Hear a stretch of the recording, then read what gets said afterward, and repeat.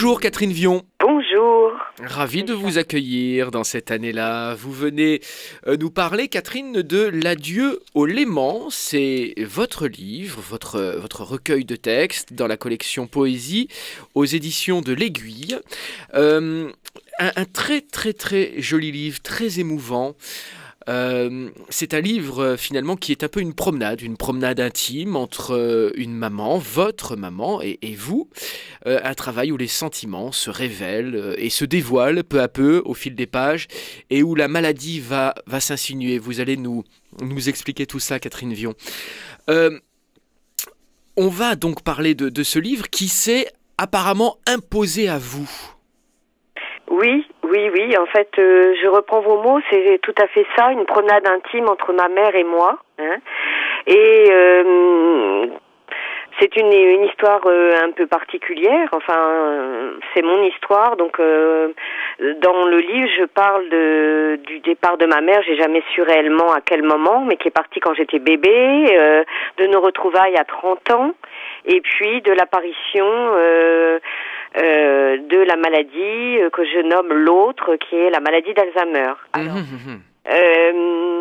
oui, nécessité, vous le dites, c'est-à-dire que quand j'ai accompagné ma mère et surtout quand je l'ai fait rapatrier, parce que toute ma famille est de Haute-Savoie, le bord du Léman, Évian, les Bains, oui. Mon père est de là-bas, mes grands-parents étaient de là-bas, et ma mère vivait à Annemasse, et mes frères sont nés à Thonon-les-Bains, et en fait, dans cette histoire, je suis la seule Normande. Donc, bien évidemment, quand j'ai appris que ma mère était malade, quand je l'ai vue là-bas, mon souhait le plus cher était de la rapatrier en Normandie et à Pont-de-Mer, où moi-même je suis née.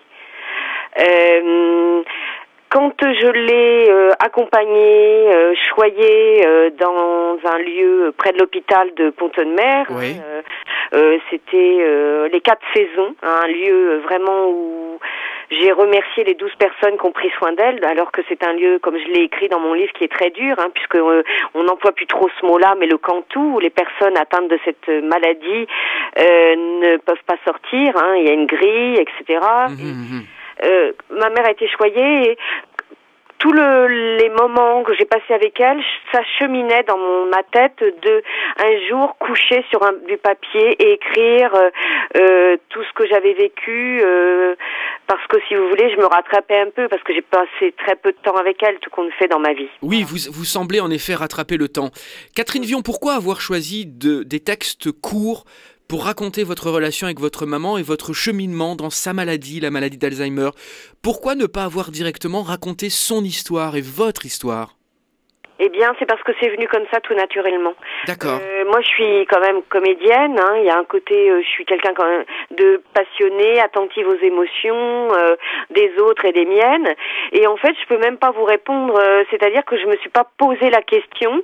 À partir du moment où j'ai attaqué, ça venait comme ça et les phrases et c'est même moi qui avais fait directement. Je suis pas très douée au niveau informatique, mais la mise en page. Les phrases venaient comme ça. Et comme les retours que j'ai depuis que le bouquin est sorti, c'est que si vous voulez, c'est un petit peu comme des phrases qui sont jetées comme ça à la mer, mais qui sont tellement fortes pour moi et certainement pour le lecteur que j'avais l'impression que il y avait une nécessité qu'il y ait une respiration. Mais c'était pas construit avant dans ma tête. C'est vraiment à la respiration. C'est comme une respiration. C'est à la virgule près, tout est vrai et ce sont mes émotions que j'ai couchées comme ça à plat sur le papier. À votre maman et à son histoire. Finalement, en ayant choisi cette forme-là de texte, on apprend peu de choses sur votre maman. On ne sait pas qui était votre maman. Non, parce que je parle d'elle à travers la maladie beaucoup plus, et puis certaines émotions douloureuses de mon enfance, et surtout peut-être, en tant que lecteur, vous avez dû ressentir le manque et le vide. Qu'est-ce qu'on met, comme tous les enfants, où il y a un membre de la famille ou qui est décédé ou qui est parti, qu'est-ce qu'on y met, nous, enfants, dans ce vide?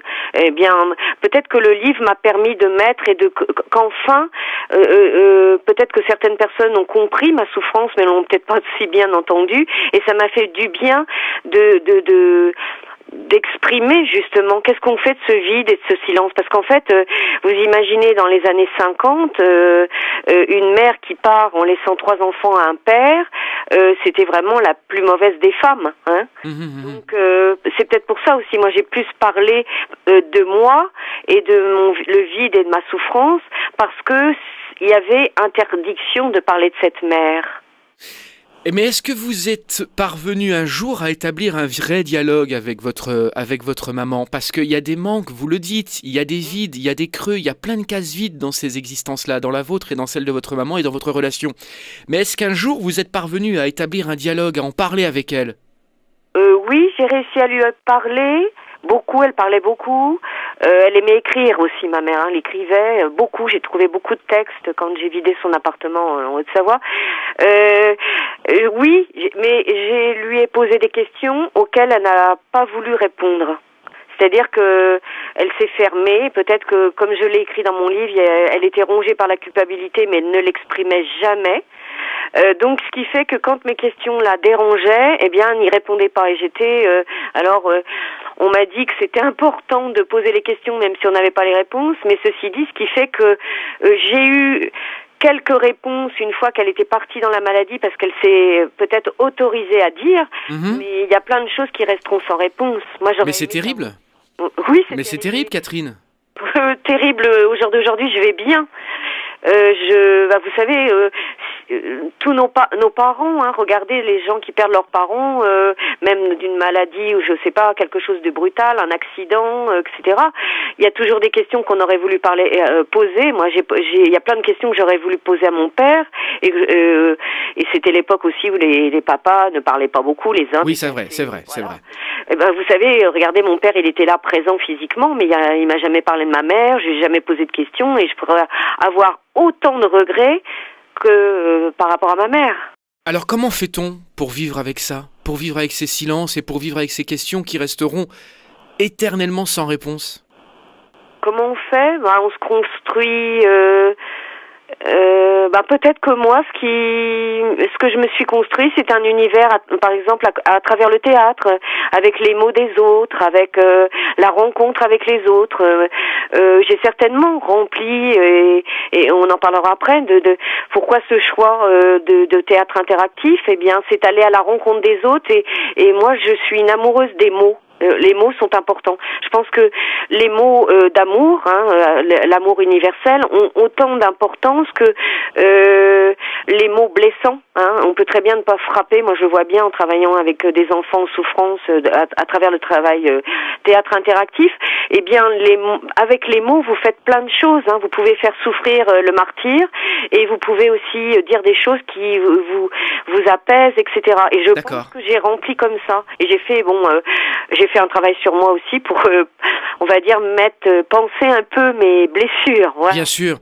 Je reviens, et ensuite on parlera de votre compagnie Catherine Vion, mais je reviens à ces textes extrêmement émouvants. Dans certains textes, vous suppliez votre mère de sortir de son silence. Elle refuse de manger, elle refuse de boire, elle refuse de se laver, elle refuse d'être soignée, elle refuse de parler, vous dit-on, hein, et vous lui dites « Mais ne m'abandonne pas, je t'en supplie, on se connaît à peine, il me manque des bouts de vie. » Oui. Et écoutez, là, vous êtes confronté à la maladie d'Alzheimer, hein. C'est-à-dire que quand je suis partie me reposer, comme je l'ai écrit dans le livre, parce que les soignants m'ont dit partez Catherine, et comme par hasard j'ai eu besoin d'aller retour aux sources en Haute-Savoie, oui, je suis revenue. Elle avait décidé certainement.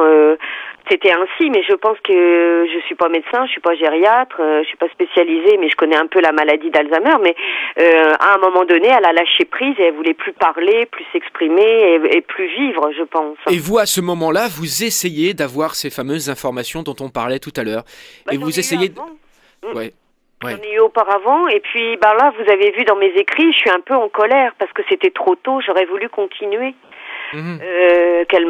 À travers la maladie, même si les choses étaient, mais elle arrivait à livrer des choses. Vous avez vu dire qu'elle aurait aimé être notre mère, etc. J'aurais voulu continuer ce chemin, cette belle promenade à travers les mots, les souvenirs. Qu'elle me parle elle aussi de son enfance, parce qu'il y a tout un pan de sa famille. Toute une histoire que je ne connais pas. Et en fait, j'étais en colère après elle. Hein. Vous avez vu, j'ai exprimé ma colère et mon chagrin. Ouais. C'est vrai, et la colère, elle est présente également dans vos pages. Oui, je suis presque violente par moments. Hein. Quand vous bavardez avec des lecteurs de votre livre et quand vous bavardez avec des personnes qui ont vécu des situations similaires, vous retrouvez justement des choses de votre propre histoire à travers les histoires des autres? Alors je pense que c'est l'inverse, c'est que les gens m'ont appelé, là je me suis fait un joli cahier parce que j'ai reçu énormément de mails, hein, je le dis franchement, parce que il y a eu beaucoup de monde à la Galerne, hein, j'ai été reçue par Françoise Delaporte. Oui, que l'on salue et que nous apprécions beaucoup. Oui, parce que à la Galerne. Françoise, que je connais, m'a fait totalement confiance, il y a eu beaucoup de monde et ce qui était surprenant c'est qu'il y avait des gens qui me disaient on va venir et qui ne sont peut-être pas venus et qui sont venus après, et des gens qui m'ont surprise vraiment agréablement. Et j'ai plein de retours, j'ai recopié sur un joli cahier. J'adore les papiers, les crayons, la plume. Et en fait, moi, à travers mes écrits, j'ai fait ressurgir des souvenirs intimes de certaines personnes et qui m'ont confié, voyez, leur souffrance et leur parcours avec leur mère qui soit est encore en vie, soit est touchée aussi par la maladie. Voyez, c'est un peu l'inverse, c'est que les gens me remercient. Hein, ils me remercient en me disant que c'est touchant, que ils sont émus, ils sont bouleversés. Bien sûr. Et j'étais très touchée aussi parce que j'ai eu beaucoup de femmes lors de la signature et il y a beaucoup d'hommes aussi qui ont lu. Et hier encore, j'ai eu un message de quelqu'un qui me disait. Bah oui, il y avait un suspense qu'il avait eu envie de parcourir, qui me connaissait en tant que comédienne, mais qui l'écriture était forte et que ça donnait aussi une vision pas optimiste, mais si vous voulez, la maladie d'Alzheimer là a permis quelque chose de très extrêmement positif, et ça arrive souvent dans des familles où à travers la maladie on ouvre des portes, on se permet de dire, vous voyez, certaines personnes vont dire qu'il y a le vernis qui va craquer, ouais. Et on se permet de dire des choses qu'on a enfouies en nous-mêmes, le malade a enfoui et se permet de dire et livrer aux autres. Voilà.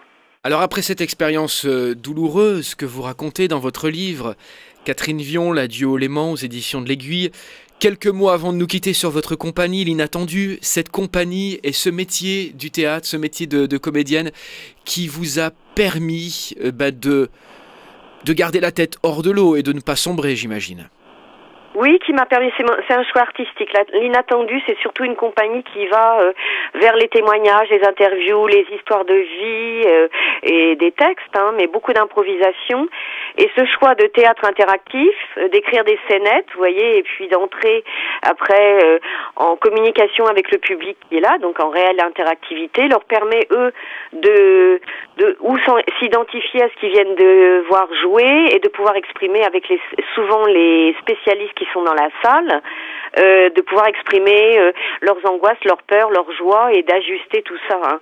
Moi, j'ai pas la prétention avec cette forme de théâtre de guérir les gens mais au moins de tendre une perche et de pouvoir me dire ils repartent avec une aide, des propositions par les soignants. Vous voyez, il y a quelques jours, j'étais dans un établissement avec des enfants qui ont parlé de l'alcool ou etc., de pouvoir à ce qu'il y ait une continuité et une aide. Hein.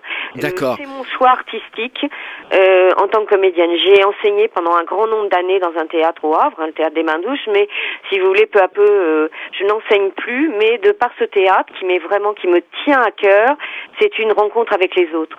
Alors on vous voit où, Catherine Vion? Où voit-on votre compagnie, l'Inattendu, et ses spectacles interactifs? C'est très particulier parce que moi je suis programmée non pas dans des théâtres, aussi à Gonfreville-Lorcher j'ai écrit un spectacle sur la parentalité en octobre, mais en fait je peux jouer n'importe où.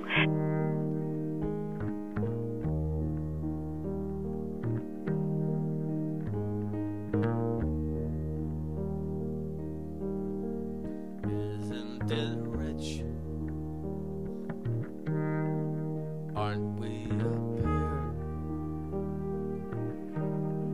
Me finally here on the ground.